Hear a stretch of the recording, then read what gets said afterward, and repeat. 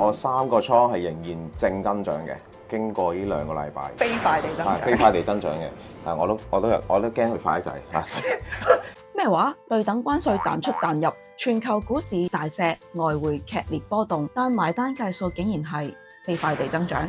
真定假？AICAT 成日都話開倉好似開七仔，但亂世之下點樣先可以將自己鋪頭打理得井井有條，免除外界風險之餘，仲要安全盈利，貨如輪轉呢？呢位 AICAT 嘅老闆 Dicky 喺過去半年3個倉合共已經賺咗超過280% 嘅盈利啦。佢又係點樣管理自己嘅全自動倉位，實現錢滾錢利搭利呢？日前佢就將自己嘅七仔分裂心法大公開，揾錢嘅貼士收穫咗大量熱烈好評啊！今日小峰就同大家歸納翻當中3個嘅重點，等各位老闆或者心思思想做老闆嘅你，可以有更加全面嘅藍圖去平衡風險同回報，實現真正小錢長賺。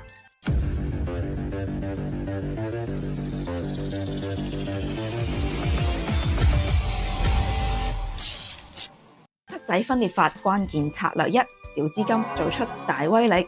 能夠喺亂市入邊屢創佳績，除咗程式嘅多元化策略，更加重要就係穩妥嘅資金管理方法。即使錢唔多，一樣可以實現細胞分裂，利用盈利去逐步擴大倉位規模。攞2000蚊起始資金3條 set， 10月開波2個月，佢其實已經去到2500蚊㗎啦，大約。因此即刻加條 set 落嚟，即刻加嘅，即刻推，去到第4個月。佢已經係2800㗎啦。隨住利潤嘅增加，不斷咁入新貨，如是者時間推進，利潤就成為咗新嘅種子基金啦。你揼完一個真倉咯，其實最 powerful 唔係第一個真倉，聽住最 powerful 係我之後講嘅嘢。當你有一個真倉同你打到盈利之後，有第一筆盈利，你可以用盈利去推盈利，呢個先係我今日想講嘅重點。新嘅策略組合，新嘅賬戶亦都應運而生。喺短短幾個月入邊，單槍匹馬就拓展成為齊頭並進。而家個大倉暴增咗150幾，即係侵出現咗之後，反而賺得快咗。係冇錯，不過我覺得唔正常嘅，我會 turn啲 set 嘅，因為我準備要做分裂，所以唔好擔心。我攞住1條 set 點開，我攞住2條 set 點開2條 set 都開到倉嘅，因為你會有第3條隨住時間，因為你會做 back test 去同同學仔交流噶嘛，either 你哋抄啦嚇，冇所謂嘅，所以佢其實係越跑越快嘅個倉會。嗱，你記住由1條 set、2條 set、3條、4條咁樣 set 落去，其實你個倉係會因應你嘅資金比例而快咗嘅。到咗今日，上面個倉盈利係去到154%。第二個倉嗱冇搞佢嘅，第一個倉就搞佢啦嚇，不斷加嘢落去啦嚇，喺度配化緊啦。第二個倉好乖地，乜都冇搞嘅，乜都冇搞，但係佢都行到80啦。嗱，時間係你朋友有冇講過？佢係真係好 stable， 20咁慢慢咁上嚟嘅，80% 啦。咁呢度有5袋錢，睇住，呢度係有5袋錢，加埋你前面嗰4袋錢，呢度有9袋錢去懟第5個倉啦，我已經。穩定嘅產出錢，準備再要嚟開新倉，實行小錢變大錢。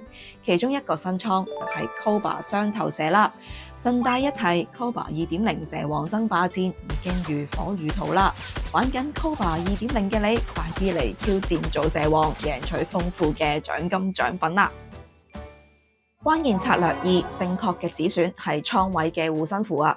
除咗善用分裂擴張，Dicky 喺實戰入邊由始至終最強調嘅另一個關鍵原則就係嚴格嘅止損管控啦。今日俾一個盾你哋，叫 SL， 幫你哋去着咗一件盔甲，攞住個大嘅盾。嗱，呢個盾唔係細嘅，好大嘅。當你面對緊係10對 CCY 嘅時候，唔係講。有人以為程式交易等於放任唔理，但事實係完全相反。好似管理緊一間鋪頭咁啊！你雖然唔使落場，但都要制定好店鋪守則，俾員工去落實執行。即係其實你見到呢度有啲富戶嘅，佢有一個係打咗 SL 嘅，打過但係佢揾錢 cover 咗，你睇唔到㗎，呢度已經。即係佢已經揾多咗錢。咁如果揾唔多過，而你有睇到嘅咧，係呢度。嗱，你見到呢個 Cobra 倉，我第3個倉，呢度係咪有個好明顯嘅負啊？但係你落嚟加埋，佢都仍係50% 嘅。咁你見到其實 SL 怕唔怕？唔怕嘅，佢係跑到俾你嘅，因為佢嘅兄弟姊妹們係咁喺度跑緊噶嘛。但係你就唔好因為1條 set 2條 set 去冧咗個倉。喺 AICAT 嘅交易體系入邊，每一個倉位都會有預先設定好嘅 stop loss， 但點樣去設定呢個 SL 咧，可以話係靈魂精髓啦。Dicky 咧會建議新手選擇參數嘅時候，盡量揀啲回撤喺500U 範圍左右嘅，咁 SL 就制定喺呢個超出咗年回撤嘅數值啦。呢個行情之下係建議你咧最好就560幾就570就最好啦，真係唔好同佢癲，因為我係啱我琴晚我再有一條 SL 咗噶，我一個禮拜打咗3條 SL， 各自一個倉打咗條。不過對唔住個總額都仲係正嘅，我 count 我今個月係21%嘅。一旦浮虧達到咗呢個幅度，就會立即果斷平倉，手起刀落，絕不拖泥帶水啊！呢種紀律就係保障咗帳戶長久生存嘅一個護身符。跌咗嗰啲點追呢？係用盈利追，你一個月都有381蚊咯，一個月咪翻嚟咯，差唔多。所以唔好擔心 SL， 因為點解呢？如果冇 SL 咧，你諗下，你有嘅呢啲配置，有嘅 spare money 係冇意思嘅，因為點解佢打爆咗你個倉嚟一開波？你唔好講計我啲紮數，計唔到嘅。所以請你哋 set 好你哋 SL 啦，真係有用嘅，永遠用盈利追，唔好懟錢落去，懟錢落去係無底深潭嚟嘅。所以話程式交易並唔係要創造神話，而係遇到不利行情嘅時候去作出正常恰當嘅止損。而關鍵咧就係 SL 嘅幅度係唔係可控啦。如果 SL 設置不當，例如未到合理嘅回撤就打咗，或者一打完已經損失咗相當大部分嘅本金，咁呢啲都係唔合理嘅止損啦。所以 Dicky 嘅心得就係、新手未有盈利累積嘅時候，千祈唔好去走偏鋒，例如唔好去揀一啲回撤本身已經相當大嘅設置啦，或者交易量係偏少，呢啲都係比較難抵禦波動嘅市況。我會行1年先啦，行到1年揾到一紮 setting， 可能10條8條得呢，我會試2年，試2年得我會試4年，咁個時間就係由你近做到遠。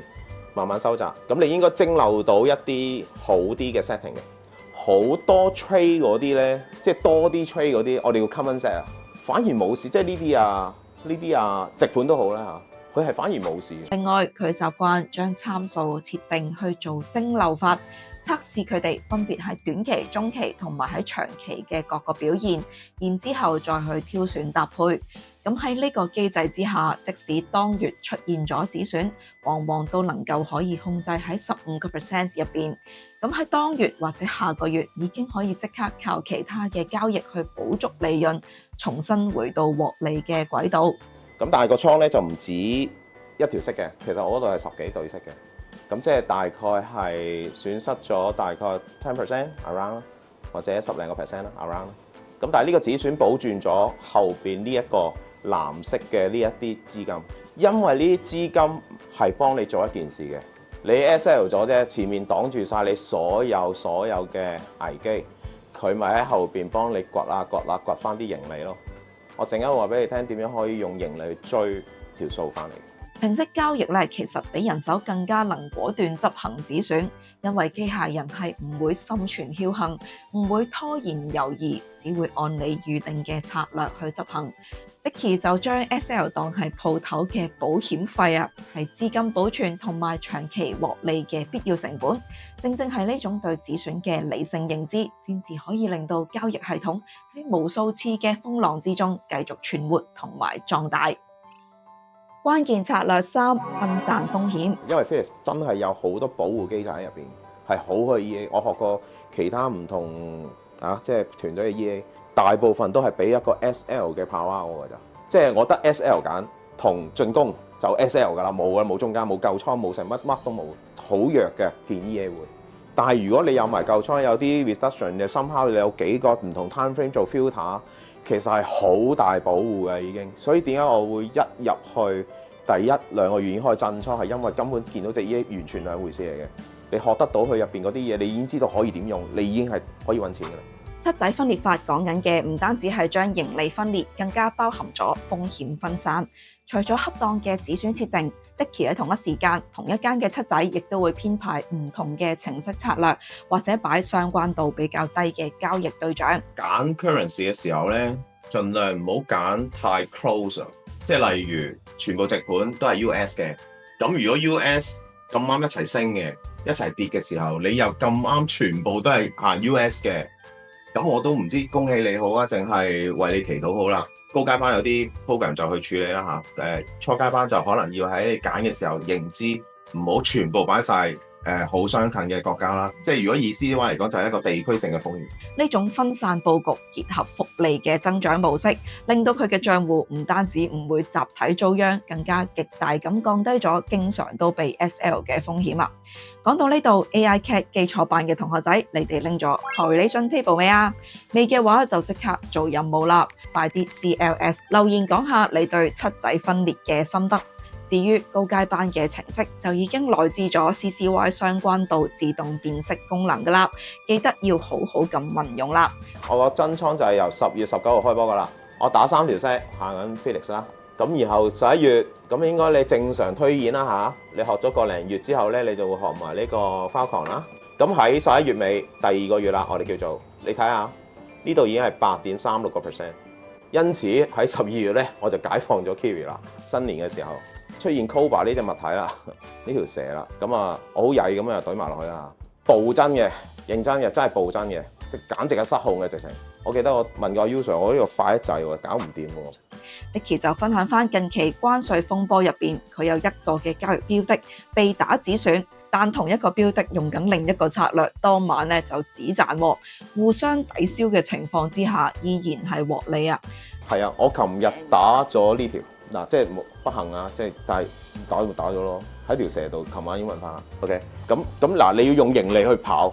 所謂嘅財富轉移，講緊嘅就係當市場陷入恐慌嘅時候，資金由驚惶失措嘅人手入邊流轉到嗰啲做好準備、冷靜應對嘅交易者手中。你個大倉係盡量唔好令到個風險增加嘅，寧願佢慢，寧願佢 stable 去增長，可以有啲倍化增長嘅，但係呢個稍後啦。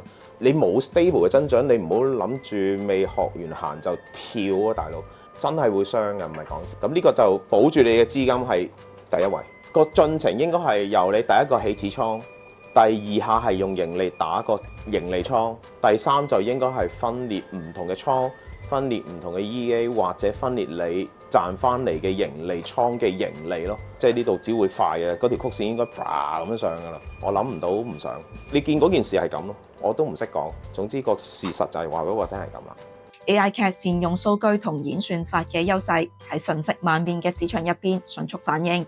當大多數人都仲係驚慌失措嘅時候，穩定運行嘅程式已經為你默默咁累積收益。